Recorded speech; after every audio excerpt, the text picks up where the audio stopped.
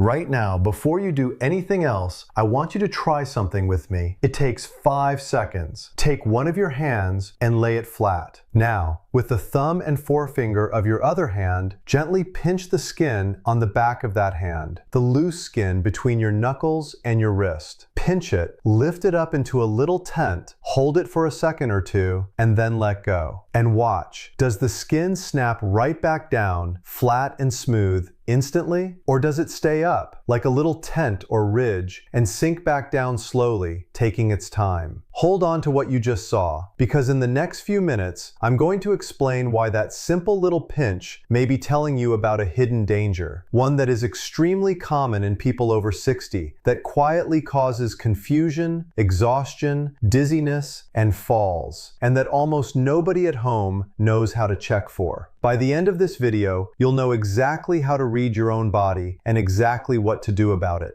I'm Dr. Whitfield. Here at the Longevity Lab, I've spent years helping adults over 60 stay sharp, steady, and independent. And I want to tell you something that genuinely troubles me because it's so common and so preventable. Some of the most frightening things I see in older patients, sudden confusion, a bad fall, a dizzy spell, deep fatigue that comes out of nowhere, turn out again and again to have one simple, invisible cause hiding underneath. Not a stroke, not their heart, dehydration. Plain and simple, not enough water in the body. And the tragedy is that it's one of the easiest things in the world to prevent once you know how to spot it. That's what today is about. Stay with me all the way to the end because I'm going to give you a complete, simple, daily plan, including exactly how much to drink and the common myths that get people into trouble. And the very last thing I share is the habit that protects you at the most dangerous time of day. And before we go further, do me one favor right now. In the comments, type your age. And tell me honestly what happened when you pinched your skin. Did it snap back fast or did it stay up and sink slowly? Your answer tells me how closely you need to listen to everything that follows. And if this is helpful, tap that like button. It genuinely helps me reach more people your age who need this. Now let me say one thing plainly because I'm a doctor and I owe you the truth. This skin pinch test is a rough, helpful clue, not a perfect medical test and not a diagnosis. As we age, our skin naturally loses some of its bounce, so the test isn't flawless. And if you take water pills, what we call diuretics, or heart or kidney medications, your situation is special, and you must talk to your own doctor before making big changes to how much you drink. Nothing I tell you today replaces that conversation. What I'm giving you is understanding, and understanding, used wisely, changes everything. So let's start with a question almost nobody explains. Why would the skin on the back of your hand tell you anything about the water inside your body? Here's the answer, and it's beautifully simple. Your skin is not a dead wrapper around you. It is a living, breathing organ, the largest organ in your entire body, and it is full of water. When your body is well hydrated, the skin is plump and full underneath, like a grape. The little space under the surface is filled with fluid, so when you pinch it and let go, it springs right back into place, smooth and instant, because it's full and elastic. But when your body is running low on water, it starts to pull fluid out of the places it considers less essential. And your skin is one of the first places it borrows from to protect the vital organs. So the skin loses some of that underneath fullness. It becomes a little less elastic, a little more like a deflated grape, a raisin. And when you pinch skin that's low on fluid and let go, it doesn't snap back. It stays tented for a moment and settles back slowly. Doctors have a name for this. We call it skin turgor, and we check it at the bedside all the time. The slower the skin is to return, the more it suggests the body is short on fluid. Now you can check the very same thing at home in 5 seconds. And let me show you the best place to check because this matters. On the back of the hand is fine for a quick look, but the skin there ages and loosens on its own, so it can fool you. An even better spot, especially for older adults, is the skin over your breastbone, in the center of your chest, or the skin on your forearm. Try pinching there too. The principle is the same. Fast snapback is reassuring. Slow, tented, sluggish return is a clue worth paying attention to. Now let me tell you why I care about this so much. why dehydration after 60 is something I treat with real seriousness, and why you should too. When we're young, the body is generously stocked with water. More than half of our body weight is water. But here's something most people never learn. As we age, the total amount of water our body holds naturally declines. An older body simply carries less water in reserve than a younger one. That means there's less of a cushion, less margin for error. A younger person can skip fluids for much of a hot day and bounce back fine. An older person, doing the very same thing, can tip into real dehydration far faster and feel it far harder. The reserves are thinner. This is the heart of why it matters more after 60. And what does dehydration actually do? This is the part that surprises people, because the symptoms don't look like what you'd expect. Most people imagine dehydration as just feeling thirsty or a dry mouth. But in older adults, the signs are often completely different and far more serious. The first is confusion and foggy thinking. This one is so important. When the body and the brain are short on fluid, thinking gets cloudy. I have seen families absolutely terrified, convinced a loved one was suddenly developing dementia, confused, disoriented, not themselves, and it turned out they were simply profoundly dehydrated. We got fluids into them, and within a day they were sharp again, back to their old selves. Sudden confusion in an older person is dehydration until proven otherwise.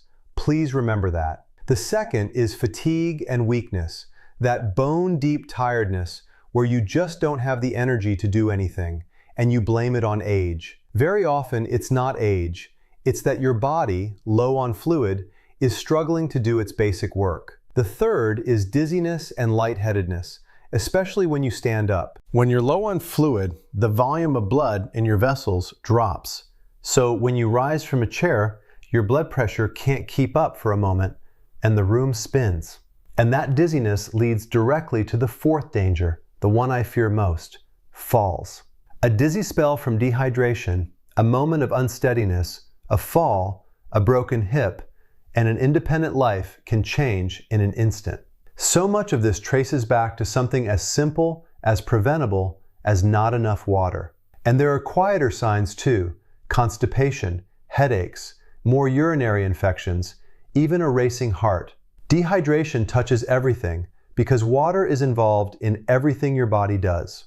Let me tell you about a patient I'll call Margaret. She was 74, lived on her own, did beautifully. One summer, her daughter called me, frightened.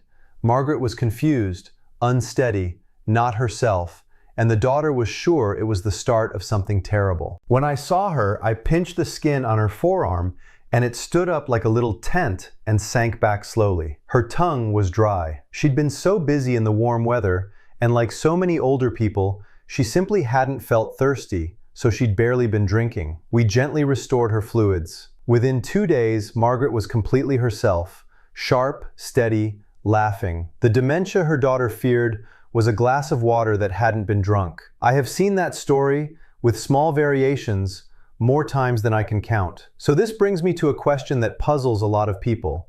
If dehydration is so dangerous, why don't older adults just feel thirsty and drink? And the answer is one of the most important things I'll tell you today. As we age, our sense of thirst actually fades. The body's thirst alarm gets quieter. You can be genuinely, measurably low on fluid and feel no thirst at all. Let that sink in because it changes everything. It means you cannot rely on thirst to tell you when to drink. By the time an older person feels thirsty, they are often already behind. This is exactly why so many older adults drift into dehydration without any warning signal from their own body. The alarm bell has been turned down. So we have to drink on a schedule, by habit, not wait for thirst. I'll show you how. If this is helping you, take 1 second and tap the like button. It truly helps this reach others who need it. And stay with me because now I want to give you the part that matters most. The simple plan, how much to drink, and the myths to avoid. Let me clear up the myths first because bad information here does real harm. Myth number 1, everyone must drink 8 glasses of water a day exactly. The truth is gentler and more sensible. Your needs depend on your size, the weather, how active you are, and your health. For many older adults, somewhere around 6 to 8 cups of fluid a day is a reasonable target. But the number matters less than the habit of drinking steadily through the day. And here's the key point most people miss. It doesn't all have to be plain water. The water in your tea, your coffee, your soup, your milk, and in watery fruits and vegetables, melon, cucumber, oranges, soups, stews, all of that counts toward your fluids. So if plain water bores you, you have many pleasant options. Myth number 2. Coffee and tea dehydrate you, so they don't count. For most people, in normal amounts, this simply isn't true. Your morning coffee and your afternoon tea contribute to your fluids. Enjoy them. Myth number 3, and this is the dangerous one in the other direction. More water is always better, so I'll drink as much as I possibly can. No. For most people, steady hydration is the goal. But if you have heart failure or kidney problems, or take water pills, drinking too much can actually be harmful. And your doctor may have given you a specific limit. This is exactly why, if you're in that situation, you follow your doctor's guidance, not a number from a video. Balance, not extremes. Now here's the simple daily plan that actually works, built around the fact that you can't rely on thirst. Start the moment you wake up. You've gone all night without a drop, so you wake up mildly dehydrated every single day. Before the coffee, before anything, drink 1 full glass of water. This is the single most powerful habit, and I'll come back to why at the very end. Then anchor your drinking to things you already do. A glass with each meal, 3 glasses right there. A glass mid-morning and 1 mid-afternoon, perhaps with your tea. A glass in the early evening. Notice what we've done. We've built drinking into the rhythm of your day, so you never have to rely on feeling thirsty.